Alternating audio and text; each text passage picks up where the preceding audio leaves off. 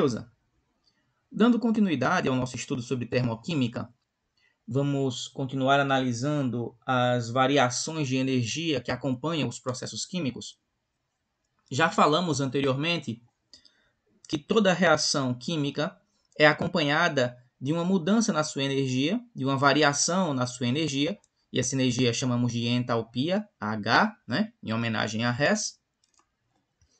E essa reação ela pode acontecer com uma liberação de energia, né, um ΔH negativo, a reação perdendo energia, liberando energia, e aí teríamos uma reação exotérmica, e ela pode acontecer com a absorção de energia, um ΔH positivo, a reação ganhando energia, e aí teríamos uma reação endotérmica.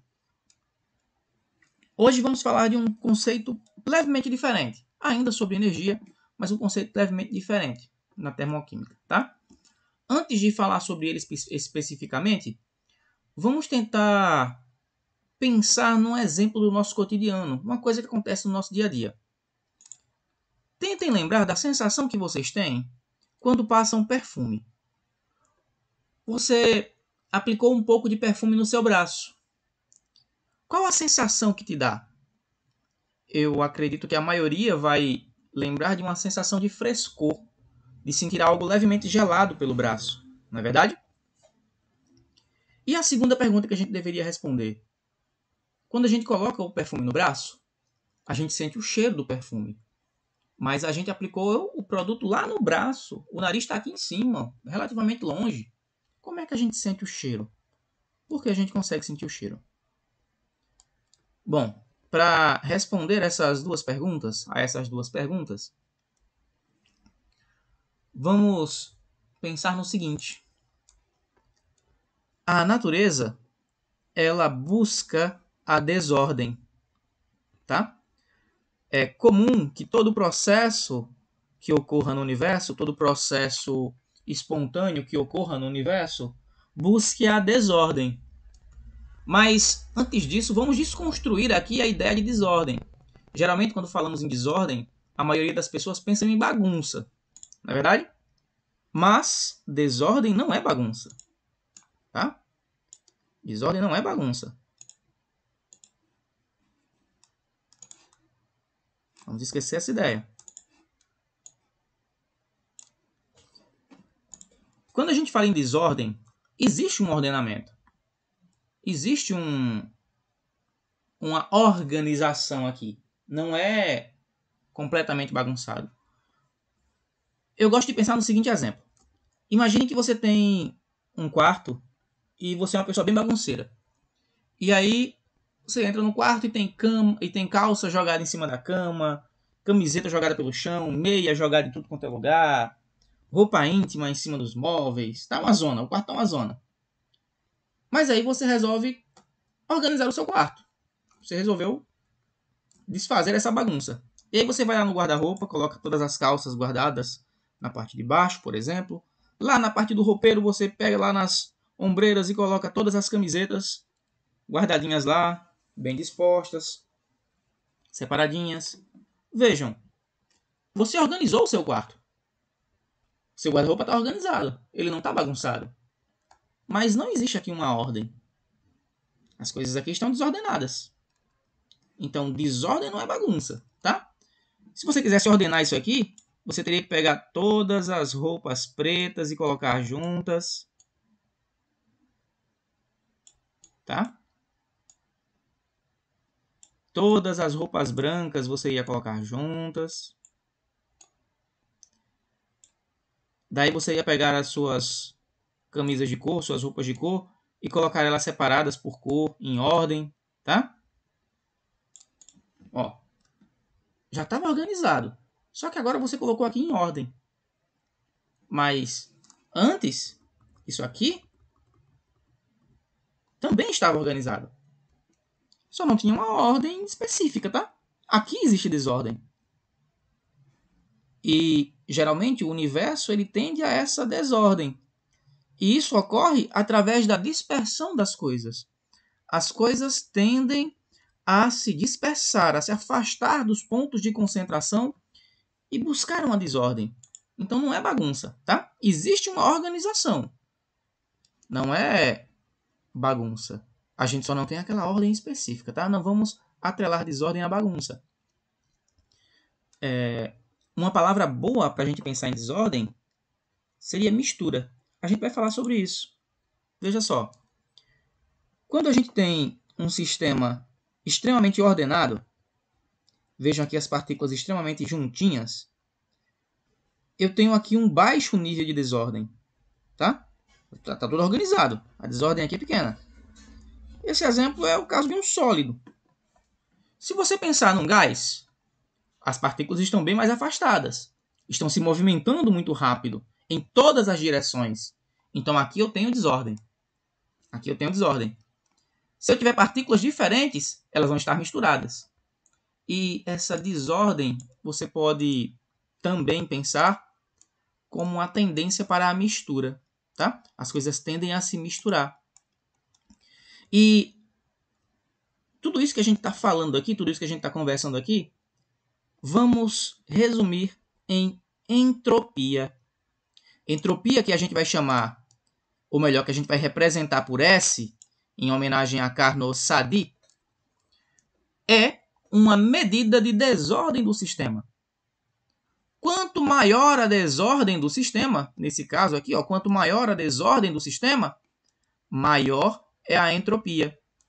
Quanto menor a desordem do sistema, menor a entropia. Tá?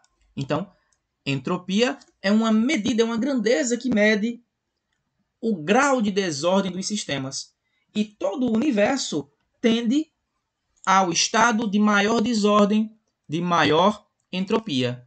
Quanto maior a desordem, maior a entropia. Quanto menor a desordem, menor a entropia.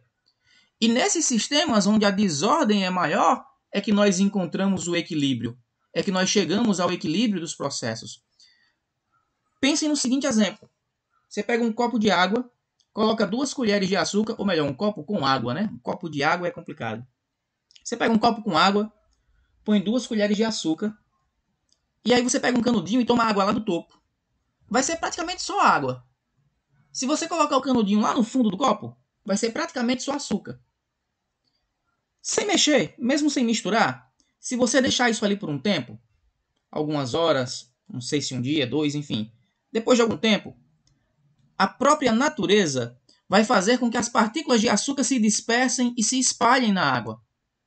Elas vão se misturar, elas vão buscar a desordem. Esse estado todo misturado, em que a água vai estar misturada com açúcar, é o estado de maior desordem, é o estado de maior entropia e é o equilíbrio. É o ponto em que em qualquer local do copo que você verificar, as quantidades de água e de açúcar vão ser iguais. Apesar da aleatoriedade, apesar dessa desordem, no equilíbrio, as coisas estão dispostas de maneira proporcional. Então percebam, desordem não é bagunça, tá? Existe uma organização aqui. As coisas só não estão separadinhas, ordenadinhas, tá? Mas atinge-se o equilíbrio na desordem. E esses processos em que a entropia é alta, esses processos de tendência à desordem, são processos irreversíveis. Vamos pensar no seguinte. Lembra do perfume que você começou aqui a nossa aula passando ele? Se você abre o frasco de perfume, depois de algum tempo, as moléculas desse perfume, as partículas desse perfume, vão começar a sair do pote, vão sair desse vidrinho e vão se espalhar pelo ambiente. Elas estão buscando o estado de maior entropia. Jamais, em hipótese alguma, o contrário vai acontecer. As partículas jamais vão sair de onde estão espalhadas pelo ambiente e voltar a se reunir dentro do frasquinho. Isso nunca vai acontecer. Tá? Esse processo é um processo irreversível. Para a gente continuar falando de entropia, vamos pensar em outro exemplo de mistura. Suponhamos que a gente pegue 2 recipientes com bolinhas de ping-pong. Um recipiente tem bolinhas amarelas, o outro tem bolinhas vermelhas. E eu vou derramar as bolinhas num recipiente só. Tá? Deixar todas elas num recipiente só. Vão ficar assim, separadinhos. As amarelas das vermelhas. E aí a gente chacoalha isso. chacoalha, chacoalha, chacoalha, as bolinhas vão se misturar, correto? É o normal. Aqui eu tenho desordem, a entropia aqui é maior. A natureza vai tender naturalmente para cá. Não existe a possibilidade de você chacoalhar isso aqui de volta, chacoalhar de qualquer jeito que seja, e essas bolinhas voltarem a se ordenar como estavam antes. Esse processo aqui no estado de maior entropia, ele é irreversível, tá? Ele não volta. Voltando a falar lá do perfume. Por que quando a gente colocou ele lá no braço, a gente sentiu aquele frescor, aquela sensação de frio? E aí vem um detalhe. A entropia, ela depende do calor, tá? A entropia depende do calor. Ela é acompanhada de uma variação de calor. Mas o que é calor? É uma palavra que a gente usa no dia a dia, mas qual o significado? Qual o conceito de calor? O que é calor? Eu tenho certeza que a maioria das pessoas, quando se fala em calor, vai pensar naquela sensação de estar ao meio-dia, num dia quente de verão, andando pelo asfalto, com o asfalto brilhando de tão quente e você torrando ali. Você vai estar sentindo calor. Verdade, você está sentindo calor. Mas deixa eu dar um outro exemplo, um pouco menos óbvio de calor. Num dia frio de inverno, chuvoso, aquele período que chove o dia inteiro. Você foi dormir, a noite inteira chovendo, e você acordou às 4 da manhã, temperatura muito baixa, e você foi tomar um banho. Água de caixa que passou a noite inteira lá na chuva e no sereno. Aquela água que quando bate no couro, a impressão que dá é que tem um monte de agulha te furando. Isso que você está sentindo também é calor. Calor, na verdade, é troca de energia térmica. É o fluxo de temperatura. É a temperatura saindo de um lugar para outro, saindo de um corpo para outro. No dia quente de verão, o que você está sentindo é um calor positivo. Você está recebendo temperatura. A energia do sol está invadindo seu corpo. É um calor positivo, um calor maior que zero. A temperatura está aumentando, você está recebendo temperatura. Calor positivo. É uma variação de temperatura, tá? Positiva. Já no dia de frio, ou quando você coloca lá o perfume no braço e sente aquele frescor, você está sentindo um calor negativo. Você está sentindo temperatura saindo do seu corpo. Mas a experiência que você tem também é de calor. Você também está sentindo uma troca de temperatura. É um fluxo de temperatura de um corpo para outro. Isso é calor, tá? É a troca de energia térmica. Lembrando que temperatura é uma medida de velocidade. A gente fala em temperatura o tempo todo, né? É uma palavra comum no nosso dia a dia, mas raramente a gente para pensar no que é temperatura. O que é temperatura? A temperatura é o grau de agitação das partículas. Temperatura ela mede a velocidade com que as partículas se movem. Veja, num sólido, nesse exemplo aqui, ó, a gente vai usar muito essa figurinha.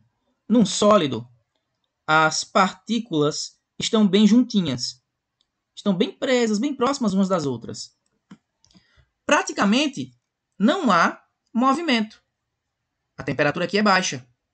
Já num gás, as partículas estão afastadas umas das outras, se movimentando com uma velocidade alta em todas as direções. A desordem aqui é máxima. A temperatura aqui é alta, tá? A temperatura ela mede esse grau de agitação das partículas.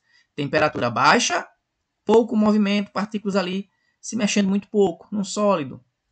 Temperatura alta, partículas se movimentando muito rápido, tá? Um exemplo que eu gosto de dar, para quem faz café, sabe aquele café cozido de interior, aquele café que você põe a água lá para ferver? Um pouco antes da água ferver, você coloca o pó de café, espera ele cozer ali, espera aquela água subir com o café, né? Aquele café cozido. Se você prestar atenção, um pouco antes da fervura, quando você põe o pó de café na água, existe uma movimentação ali dentro, você consegue ver aquilo se movimentando. Se você desligar o fogo, aquilo para de se mexer. Você está dando energia térmica ali, você está aumentando a temperatura, você está aumentando o movimento das partículas. E quando ferve, então, é aquele movimento louco em todas as direções, não é verdade? Então, temperatura é um grau de agitação das partículas. Temperatura baixa, pouco movimento. Temperatura alta, muito movimento.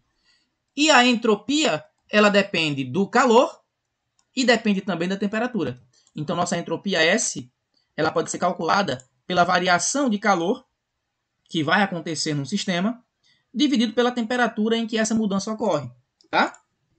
Entropia é ΔQ sobre T, certo? Então, aquela sensação de frio que você tem quando o perfume bate no braço é a temperatura saindo do seu braço e indo para as partículas do perfume para que elas ganhem mais energia térmica, transformem isso em energia cinética e comecem a se movimentar, ir mais longe e atingir o seu nariz para que você sinta o cheiro.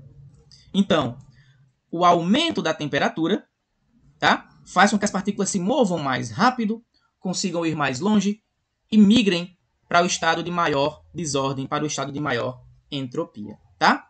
Então é isso, gente. Essa foi nossa aula sobre entropia e é simples assim. Até a próxima.